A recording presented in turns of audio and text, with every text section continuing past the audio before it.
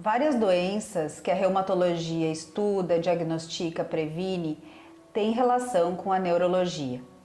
As dores de cabeça, chamadas cefaleias, são sintomas muito comuns em doenças reumatológicas ou não. Para conversar sobre esse assunto, a gente convidou um neurocirurgião, Dr. Pedro Biasi.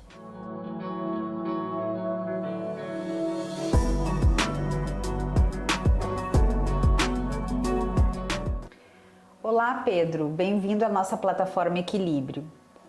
Pedro, várias são as doenças que podem provocar cefaleias, as dores de cabeça. Algumas delas são sistêmicas, outras não. A gente sabe que enxaqueca, dores de cabeça tensional são causas primárias, mas a gente sabe também que existem causas secundárias de dor de cabeça, como por exemplo sinusite, hipertensão e algumas doenças reumáticas. Eu queria que você nos dissesse, Pedro, quais são os sintomas de alerta para doenças sistêmicas e quando que preocupa uma dor de cabeça. Fernanda, esse é um ponto bem importante do diagnóstico das dores de cabeça.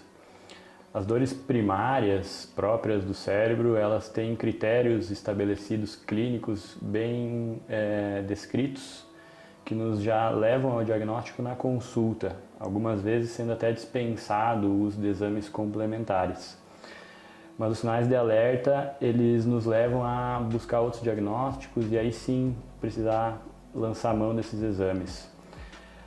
O primeiro ponto assim, é que muitos pacientes já chegam para a gente com um histórico de dor de cabeça, né? Dores de longa data, mantendo um padrão, tendem a ser dores primárias, benignas. E quando o paciente chega porque a dor mudou o padrão, já é um primeiro sinal de alerta, já nos leva a pensar que pode estar acontecendo alguma situação diferente nesse paciente e mesmo sem um sintoma clínico, já buscar um exame de auxílio. Fora dessa situação, sempre que nós tivermos algum sintoma focal de uma disfunção cerebral ou uma falha na visão, uma dificuldade de movimentar um membro do corpo, alterações de equilíbrio, dores que aparecem de forma muito súbita e muito intensa, nos acendem um alerta para buscar outras causas, tanto leves quanto mais graves. Despertares noturnos, né, Pedro? O paciente que acorda de noite com muita dor de cabeça muitas vezes chama atenção para a investigação de causa secundária. Esse é um ponto bastante importante, né? As dores primárias, elas não costumam acordar o paciente, elas costumam acontecer durante o dia ou logo que o paciente acorda, mas ser desperto durante a noite pela dor é um sinal bem importante. Pedro, a doença reumática mais comum, doença reumática inflamatória, sistêmica mais comum é a artrite reumatoide e muitos pacientes se queixam de dor de cabeça. Nesse caso, várias são as causas de dor de cabeça em pacientes com artrite reumatoide. Tu pode nos falar um pouquinho sobre isso? Sim, Fernanda, o paciente com artrite reumatoide ele pode desenvolver dor de cabeça por dois meios, digamos assim. De forma primária relacionada à artrite, né, pelas artrites que o paciente desenvolve, aí a gente tem artrites da coluna cervical, artrites da articulação temporomandibular, que por meio dos nervos podem irradiar para o crânio, né, tanto para a região da face quanto do couro cabeludo. E também a gente sabe que o paciente com artrite, por se tratar de uma doença autoimune, ele pode sofrer de outras doenças autoimunes, até então silenciosas, e que o primeiro sintoma pode ser a dor de cabeça, aí associado ou não a outros sintomas neurológicos. Então sempre tem esses dois caminhos e aí volta para a questão dos sinais de alerta, né? Um paciente artrítico com uma dor de cabeça e algum outro sintoma neurológico tem que ser extensamente avaliado para ver se é primariamente pela artrite ou se tem alguma outra doença surgindo. Lembrando sempre que alguns medicamentos, né, que a gente usa dentro da prática reumatológica podem provocar algumas dores de cabeça e esse diagnóstico diferencial também é importante. Então a avaliação tanto pelo neurocirurgião quanto pelo reumatologista é importante na avaliação de qual paciente que vai, por exemplo, precisar de uma investigação maior através de uma ressonância ou de algum outro exame, né, Pedro? Sem dúvida. E o lúpus eritematoso sistêmico, ele também provoca dores de cabeça, inclusive a gente sabe que a dor de cabeça do lúpus ele pode até ser tratado de uma forma diferente de dores de cabeça de outros pacientes com outras doenças, uma vez que a cefaleia lúpica muitas vezes ela é tratada com aumento de dose de corticoide, né? Mas o lúpus também pode manifestar dor de cabeça por outros meios, através de vasculites cerebrais e tudo mais. Com certeza, o lúpus é uma doença bastante abrangente em situações de sintomas e de órgãos que ele acomete. Então, esse paciente no teu consultório com dor de cabeça, é sempre importante estar em contato com o reumatologista para poder definir bem certo o que está causando essa dor, né? Eu gosto muito no meu dia a dia de quando recebo o paciente reumatológico, revisar quando foi a última avaliação, como estão os exames e ter um parecer atualizado do reumatologista. Porque como são dores que normalmente não cursam com algum sintoma específico, a não ser casos mais graves, às vezes ela se sobrepõe a uma enxaqueca prévia, a uma dor comum do dia a dia, a gente acaba podendo errar o tratamento, deixar passar uma exacerbação do lúpus se não estiver bem ligado nisso. Os pacientes lúpicos, algumas vezes, eles fazem dor de cabeça tanto pela própria doença, né, fazendo uma meningite pelo lúpus, né, mas a gente sabe que podem ter, em função do uso de imunossupressores, de corticoide, até doenças bacterianas intercerebrais, né, meningites bacterianas, encefalites bacterianas, são casos extremos, casos agudos, que a dor de cabeça vai ser diferente, mas essa interação da clínica reumatológica com a neurologia é importante para definir exatamente esses casos também, né, Pedro? Com certeza, o paciente reumatológico imunossuprimido ele vai estar sempre suscetível a uma infecção e até pela própria imunossupressão, você deve lidar até mais no dia a dia do que eu, obviamente, ele pode fazer sintomas frustros da infecção e postergando o diagnóstico e agravando a situação. Sem febre, né? Exatamente.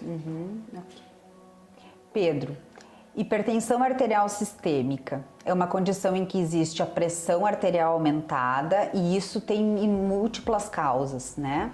Dentro da reumatologia, isso pode ser causado tanto pela própria doença, um exemplo, por exemplo, os pacientes que têm nefrite lúpica em atividade podem apresentar aumento da pressão, outros pacientes que usam corticoides, que usam anti-inflamatórios podem ter aumento da pressão. E uma pergunta muito comum é o seguinte: a minha dor de cabeça que está aumentando a minha pressão que está aumentando a dor de cabeça, o que vem primeiro?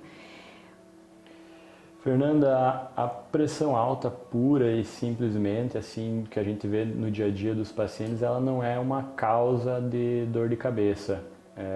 Ela vai poder causar a dor quando ela estiver de forma sustentada muito alta, né, valores elevados, porque isso também vai levar ao aumento da pressão intracraniana, né, podendo até ter desfechos desfavoráveis, tipo um aneurisma cerebral que venha a romper, um AVC hemorrágico, que daí também serão mais uma causa de dor, né? Mas de um modo geral, só ter aquela pressão aumentada do dia a dia, aquele paciente não tem um bom controle, ela sobe ali para 15, 16, via de regra ela não causa dor. Mas obviamente que o paciente, se ele tiver dor, a pressão vai subir mais um pouco, né? Então esse é sempre um fator de confusão para o paciente, mas o estado de dor faz aumentar um pouco mais a pressão arterial. Mas a suspeita quanto à pressão é quando ela está muito elevada e começam a surgir outros sintomas além da dor de cabeça.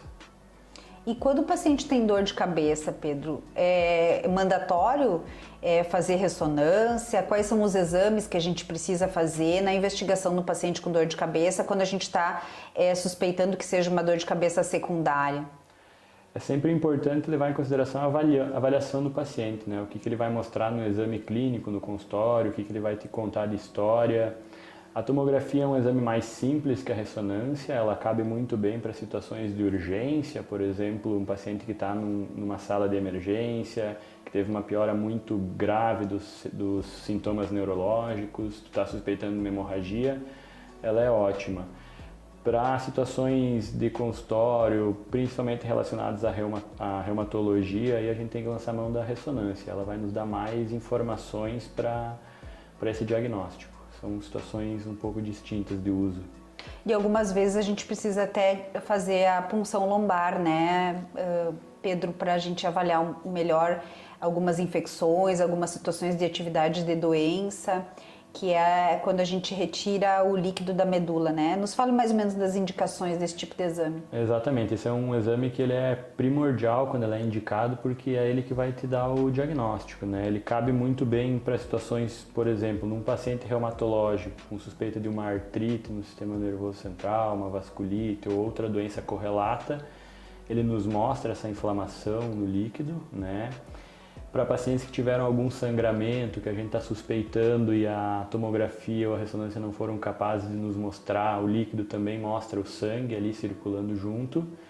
E o uso principal no dia a dia que é para infecções, né? Toda infecção do sistema nervoso central, e aí envolve o cérebro, a medula e os nervos ali junto da medula, ele é diagnosticado pelo líquido, né? É um procedimento simples tecnicamente, rápido de fazer, bastante seguro, né? Ele é muito semelhante à forma como é feito a anestesia das cesáreas. Então, as mulheres que já ganharam neném por cesárea é muito parecido, né? Se introduz uma agulha nas costas, entre as vértebras ali, e se coleta aí 2 ml, às vezes um pouco mais, dependendo da doença que a gente suspeita, né? E rapidamente ele é analisado e nos dá o diagnóstico. Pedro, tem algumas situações dentro da reumatologia que são as vasculites e principalmente a arterite temporal, né? Que é uma situação em que dá dor de cabeça em pessoas mais idosas e que às vezes nem punção lombar e nem ressonância magnética são necessários para fazer o diagnóstico. A gente mesmo teve uma paciente em comum que a gente precisou tirar um pedacinho de uma artéria temporal aqui do lado da cabeça, né? Nos fala um pouquinho sobre essa situação, Pedro. A arterite temporal é um diagnóstico bem desafiador, aí, tanto para o neurocirurgião quanto para o reumatologista. Mas até pela questão clínica, como eu expliquei antes, que a história, o que o paciente conta e a gente examina é importante para o diagnóstico. A arterite ela pode começar de forma devagar, parecendo indolente. Por ela ser localizada na região frontal e lateral da cabeça, tem um componente que pulsa, ela lembra muito a enxaqueca. E às vezes quando ela não evolui de forma grave, não traz outros sintomas neurológicos, a gente fica um pouco perdido no diagnóstico, né? E mesmo quando ela cursa com outros sintomas, por exemplo, esse paciente que a gente teve teve perda de visão do olho, a gente também tem uma dificuldade porque a ressonância não é clara para esse diagnóstico, a punção lombar e a análise do líquido da cabeça também não. E a perda visual pode ser por uma lesão própria do nervo, uma outra doença inflamatória, ou pode estar diretamente relacionada ao problema da artéria, né? Não está chegando sangue ali no nervo do olho.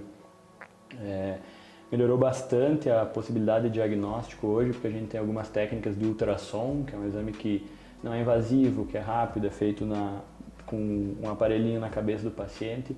Profissionais bem treinados conseguem nos dar o diagnóstico, né? Mas ele é dependente desse treinamento do profissional, então a gente não encontra em todo lugar.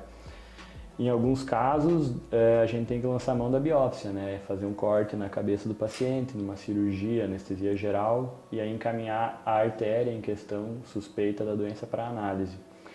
É uma situação bastante desafiadora aí para definir por tu levar o paciente numa cirurgia, correr o risco da anestesia, o risco das complicações cirúrgicas e daqui a pouco o resultado ser negativo pode ser um pouco frustrante. Mas ao mesmo tempo é importante, né, a gente chegar até o final dessa possibilidade de investigação, mesmo que com biópsia, porque em se tratando de uma arterite temporal é uma condição que não acomete só a artéria temporal, não dá só dor de cabeça, mas o paciente pode ter acometimento, inclusive, das grandes artérias do corpo e artérias, como você mesmo disse, da visão, né? Então, eu acho bem importante a gente estender esse diagnóstico até onde puder, né, essa investigação diagnóstica, justamente pela gravidade de uma doença que pode se parecer com enxaqueca e que, na verdade, nem melhora com os medicamentos comuns de enxaqueca, né? Às vezes a gente tem que lançar a mão de corticoides, de medicamentos biológicos para tratar essa situação. Então, muitas vezes, quando os exames não invasivos não dão diagnóstico, a biópsia da artéria temporal, ela mesmo que existe a possibilidade da negativa, é bem importante, né, Pedro? Com certeza. A arterite temporal não é uma doença que a gente pode ficar no meio do caminho, né? Ou tem que confirmar que é e tratar pelo risco de vir outras situações mais graves do que a própria dor de cabeça, ou confirmar que não é. Não dá para ficar achando que perder tempo tentando tratar outras formas de dor, tem que ir até o final, né? Mesmo que envolva situações mais complexas como uma cirurgia para esse diagnóstico. Pedro, obrigada pela tua participação, foi um assunto bem interessante, enxaquecas, cefaleias, em pacientes com doenças reumáticas, e todo mundo que vai assistir esse vídeo certamente vai ter bom proveito. Se você estiver interessado nesse e outros assuntos, se inscreva no nosso canal e ative as notificações.